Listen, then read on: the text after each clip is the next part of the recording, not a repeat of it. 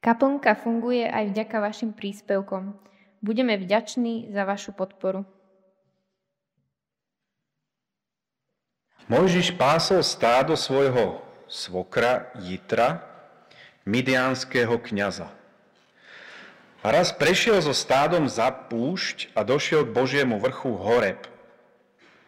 Tam sa mu v plamení horiaceho kra zjavil Hospodinov anjel. A Mojžiš videl, ako ker horí a nezhára. A povedal si, pôjdem pozrieť na ten zvláštny jav, prečo ker nezhára. Keď Hospodin videl, že sa ide pozrieť, Boh ho oslovil z kra. Mojžiš, Mojžiš. A on odpovedal, tu som. Boh povedal, nepribližuj sa. Vyzuj si sandále, lebo miesto, na ktorom stojíš, je svätá pôda. A potom mu povedal, ja som Boh tvojho otca, Boh Abrahama, Boh Izáka a Boh Jákoba. A vtedy si Mojžiš zakryl tvár, lebo sa bál pozrieť na Boha. Hospodin mu povedal, dobre som si všimol útrapy svojho ľudu v Egypte. Počul som jeho volanie o pomoc pod údermi poháňačov a viem o jeho bolestiach.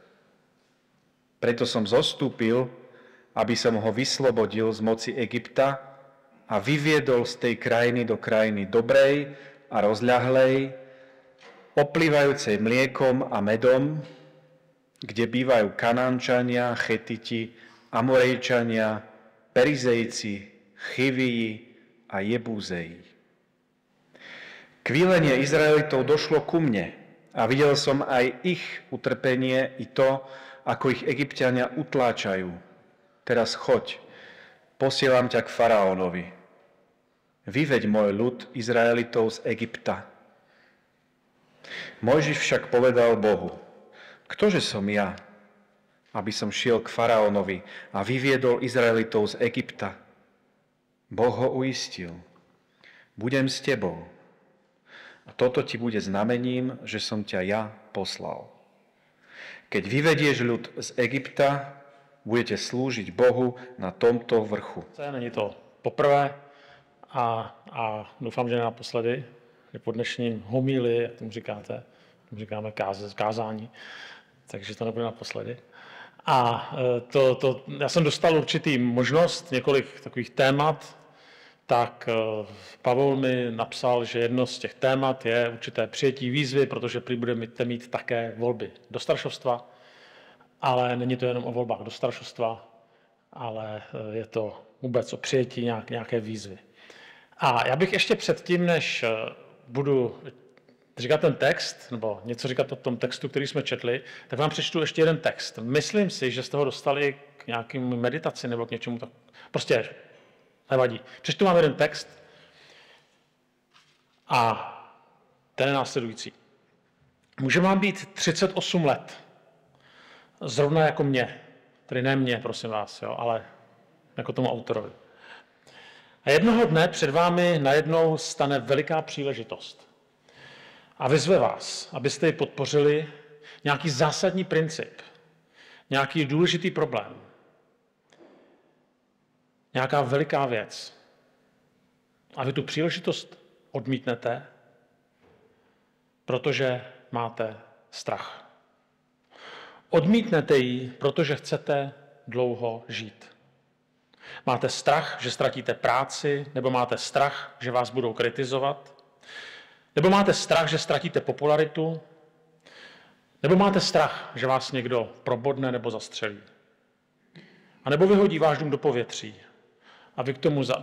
a vy k tomu odmítnete zaujmout stanovisko. Možná se ve zdraví dožijete 90 let, ale v těch 38 budete stejně mrtví, jako budete v 90. Zastavení vašeho srdce nebude nic jiného, než opožděné oznámení o předčasné smrti vaší duše.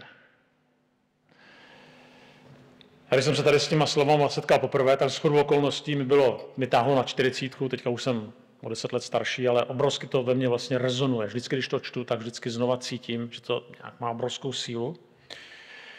Ten text, který jste četli, nebo který jsme četli před chvílí u Mojžíše, a tady ten text, tak slyšeli nebo vyřkli dva muži, kteří se narodili úplně někde jindy, v jiných podmínkách, v jiných koutech světa, v jiné kultuře.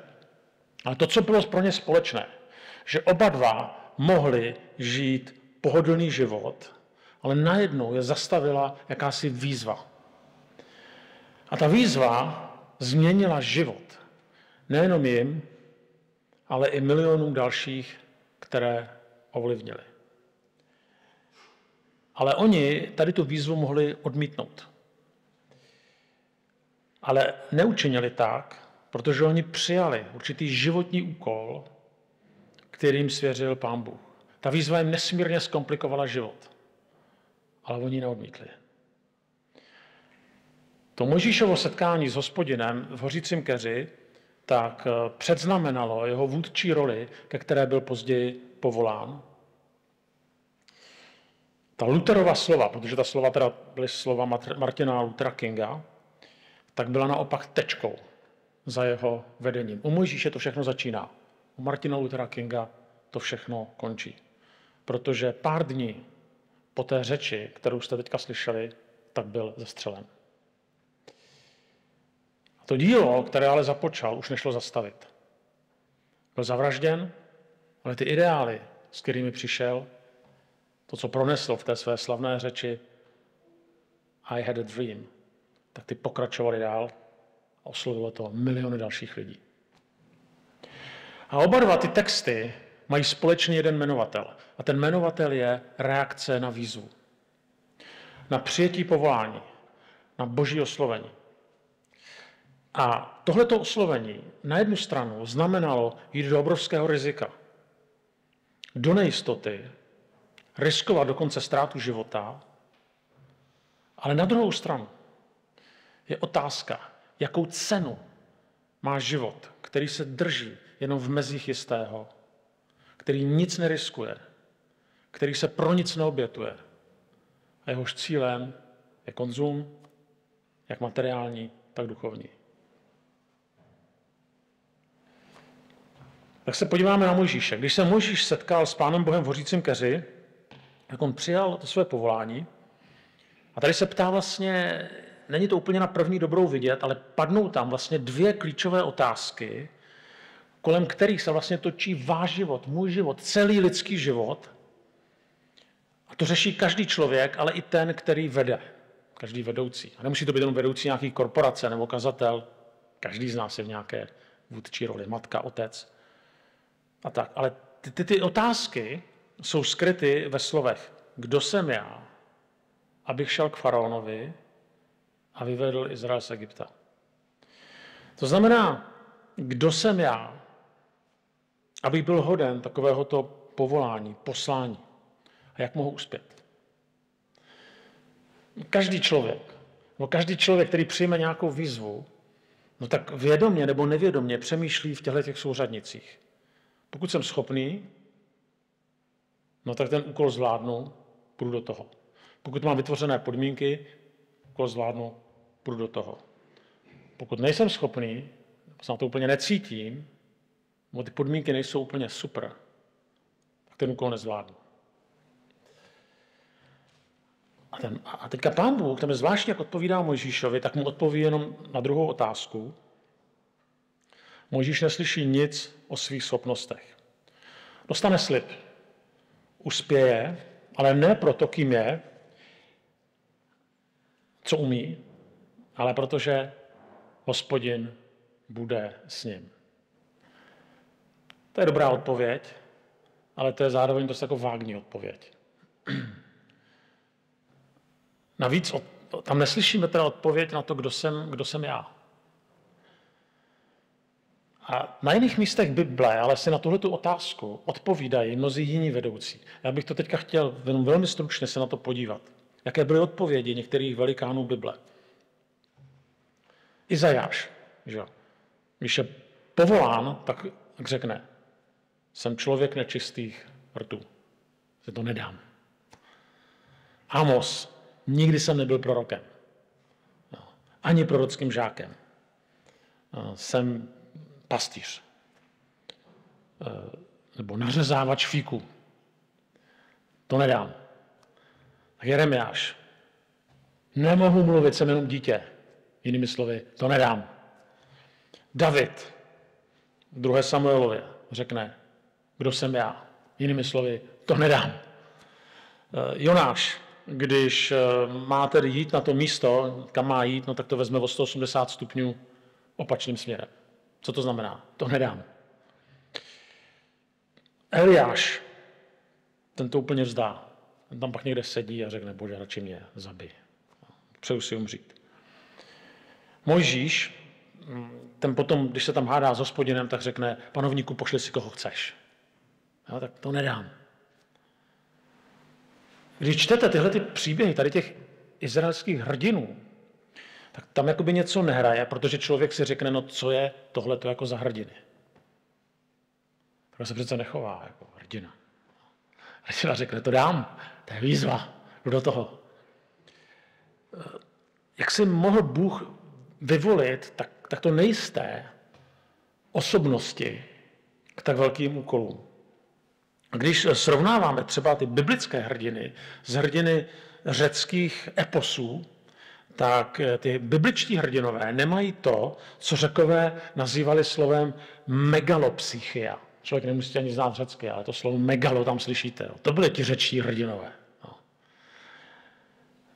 To znamená, je to jakýsi silný smysl nebo až posedlost po dosažení slávy. Tak to nám tam chybí.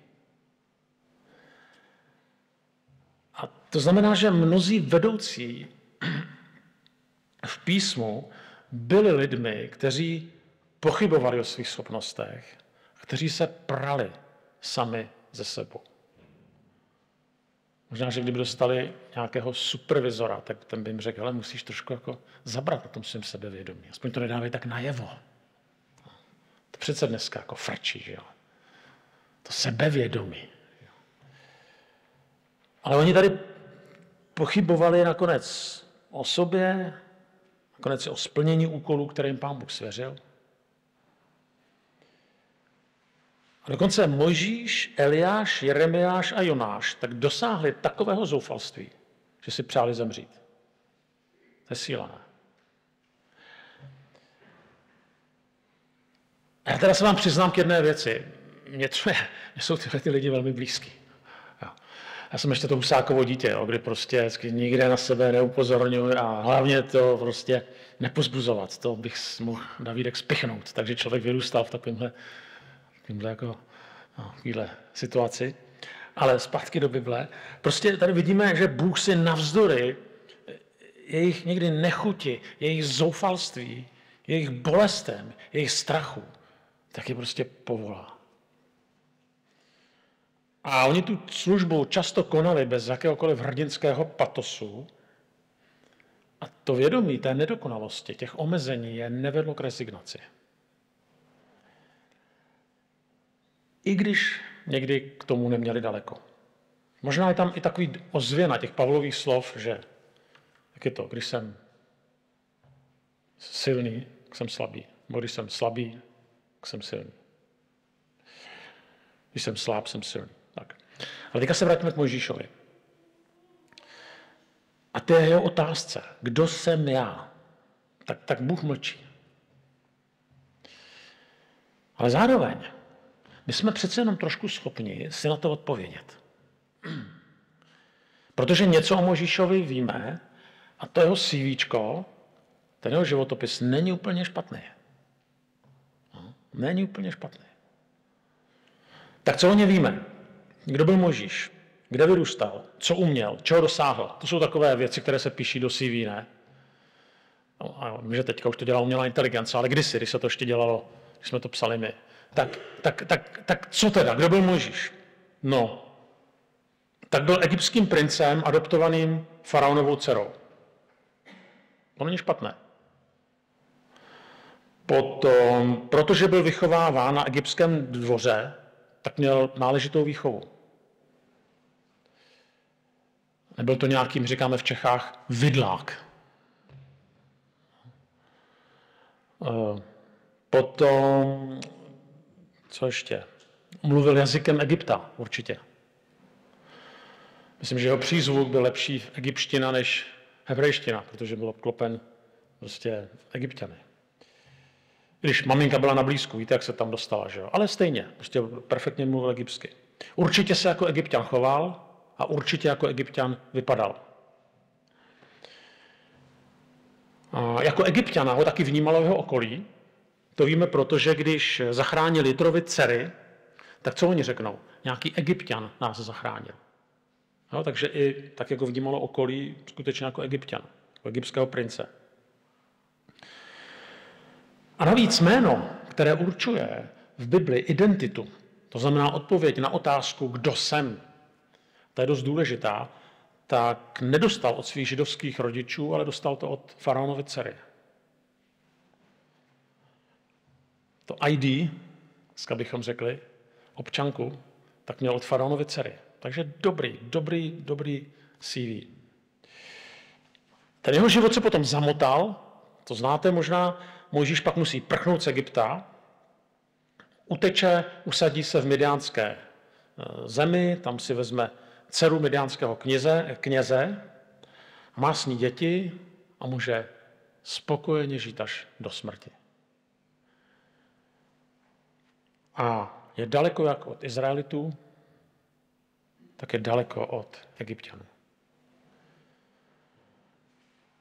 To znamená, nebyl ani s těmi, kteří ho vychovali a kteří potom ho chtěli zabít, ale nebyl ani s těmi, s kterými měl stejnou krev, protože ty obě dvě skupiny ho vyhnali. Si našel nový domov a neměl nic společného se svojí minulostí. Klídek. Takhle si nějak představuju. Důchod.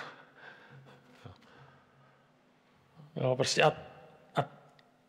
a proto prostě, když se Mojžíš zeptá, kdo jsem, tak ta otázka nemíří jenom k tomu, cítím se nehodný, ale prostě Mojžíš, a to je hrozně důležitý, co teďka řeknu, Mojžíš se cítil nezúčastněný. Co mi je do toho? Já si žiju svůj život. On byl původem Žid, ale on už netrpěl osudem svého lidu, neotročil v Egyptě, nevyrostl jako Žid, nežil mezi Židy, jeho osud nebyl jeho osudem, absolutně neměl žádný důvod přemýšlet nad tím, že by byl jejich vůdcem. Navíc měl s nima trpkou zkušenost. Jo, to znamená, ten příběh je, že on se pokusil už jednou zasáhnout, když se tam spolu porovali ti dva, nebo prostě když se tam někdo poroval. A chtěl pomoct. A teďka tam ve finále, co oni mu řeknou? Kdo tě učinil vládcem a soudcem nad námi, to znamená táhni, dej nám pokoj.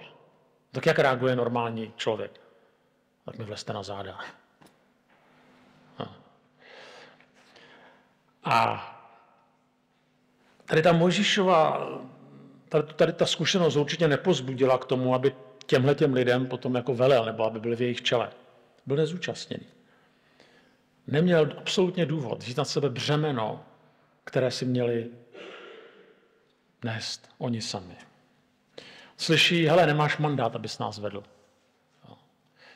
Starej se o sebe.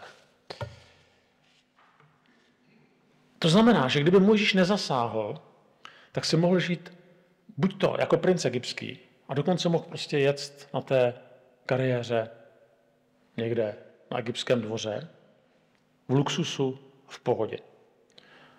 Když zasáhl, tak musel uprchnout a teďka zase asi nežije v luxusu, ale minimálně žije v pohodě, žije tiše, žije jako pastýř, v míru, má děti, má midiánskou rodinu, on se přiženil. Znamená, že když ho pak Pán Bůh jako přizve, tak není divu, že se brání. Jako proč? To je podobné, jako kdyby byl v důchodu a jste mě pozvali do kaplnka, abych vám dělal kazatele. Tak to, říkám, jste se zbláznili. No, proč? Proč bych si komplikoval život? Navíc, že bych vedl ty, kteří mě odmítli. A teďka to přijde. Teďka to přijde. Ta nápověda je velmi nenápadná a je vlastně skrytá v Exodu 2.22 a je skrytá ve jménu jednoho z dětí, které tedy Mojžíš měl. Je skrytá, jeden z těch jeho synů se nazval Geršomem. V tom slově Geršomem je odpověď na to, co jsem se vám tady pokoušel vysvětlit. To Geršomem znamená, byl jsem hostem v cizí zemi. Jak to souvisí s přijetím výzvy? A jak to souvisí s tím vším, co jsem tady říkal? Mojžíš mohl mít klid od nepřátel. Měl klid od nepřátel. Byl obklopen svojí rodinou. Ale něco tam chybí. Něco. Co je to něco?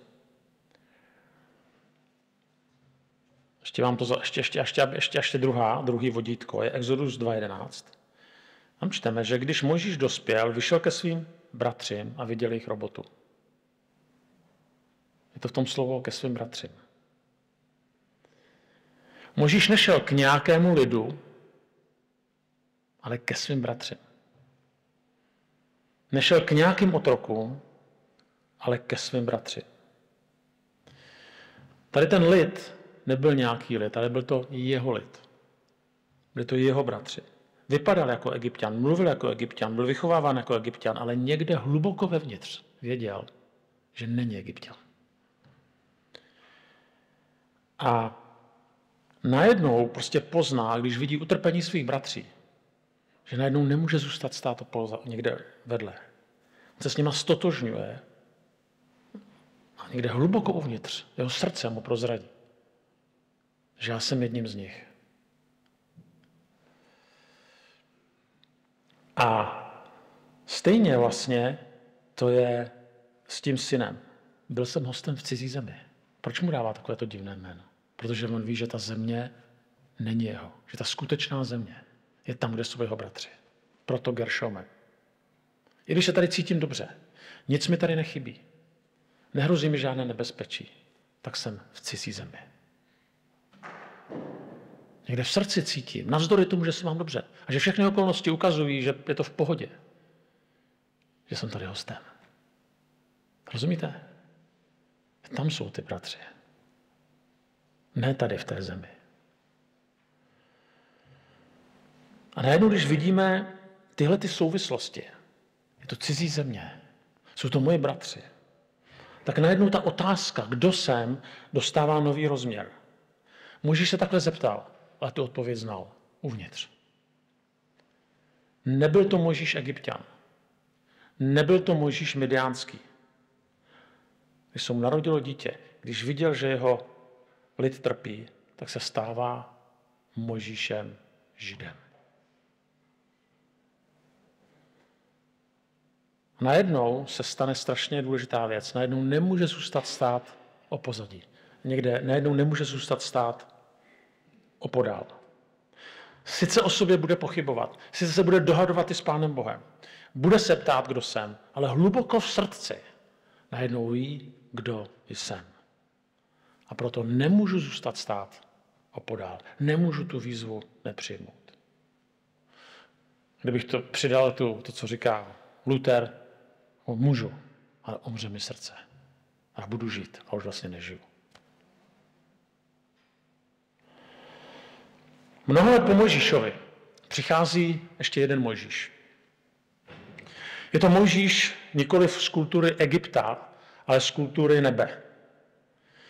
Je to Mojžíš, který vyvádí svůj lid z otroctví, ale nikoliv z otroctví Egypta, ale z otroctví hříchu. A neptá se, kdo jsem, protože ví, kým je, ale to, kdo je mu drasticky zpochybňováno v nejtěžších chvílích jeho života. To je na začátku jeho služby a na konci jeho služby. Přichází Satan a mu říká, jsi syn Boží a 3krát to pokouší. A když je na kříži, tak mu říká, jsi syn z Boží, sestup z kříže. Zase je to útok na to, kdo jsi. Mojžíš mohl zůstat v egyptském dvoře nebo v klidu Midiánu, ale sestoupil ke svému lidu. Druhý Mojžíš mohl zůstat u svého otce, ale sestoupil mezi nás, aby se za nás obětoval, tak aby přijal povolání, kterého se mu dostalo, aby nás vystrojil k tomu, aby i my jsme mohli přijmout povolání, ke kterým nás Pán Bůh volá. A tak asi neprožijeme poselství s hořícím keřem. Nakonec ani tady ta zkušenost Mojžíše úplně 100% nepřesvědčila. A asi mnozí z nás budou procházet i během svého vedení nebo během některých výzev svého života hlubokými pochybnostmi, které budou prostě shrnuty v těch slovech, kdo jsem já. Ale jsou to pochybnosti, které vidíme u všech, nebo skoro u všech velkých vůdců Bible. A dokonce si myslím, že tady bez těch pochybností je v něčem naše víra nevyzrála. Něco jí chybí. A ale zároveň, někdy přichází v našem životě momenty, kdy člověk nemůže říct ne. A to nemusí být jenom, když je před výzvou, jestli má být ve staršostu. Někdy to může být zastat se slabšího, vyjádřit se k něčemu. Může to být v práci, může to být v církvi, může to být v rodině. Nemůžete zůstat stát opodál. A vaše srdce najednou cítí něco podobného, co prožil Mojžíš a mnozí další před ním a po něm. A tak na jednu stranu chceme zůstat v klidu, někde v klidu Midiánu, v klidu egyptského dvora, a přesvědčujeme sami sebe, že se nás to zas tak moc netýká, že máme svých starostí dost, že jsou jiní lidé obdarovanější, že jsou jiní lidé schopnější. Ale přes všechny tyhlety a mnohé další vlastně správné a logické a racionální argumenty cítíme, že nemůžeme zůstat stranou. A že nemůžeme nepřijmout určitou výzvu. Možná pocítíme to, co pocítil Martin Luther King. Pokud zůstaneme stranou, tak umře naše srdce. Sice budeme dál žít, možná v klidu, ale ve skutečnosti něco důležitého v nás zemřelo. Naše tělo žije, ale srdce odumírá. Naše srdce bije. To fyzické, ale to duchovní odumírá. A tak nakonec zvolíme nejistotu, bolest, zápas, ale naše srdce ožije.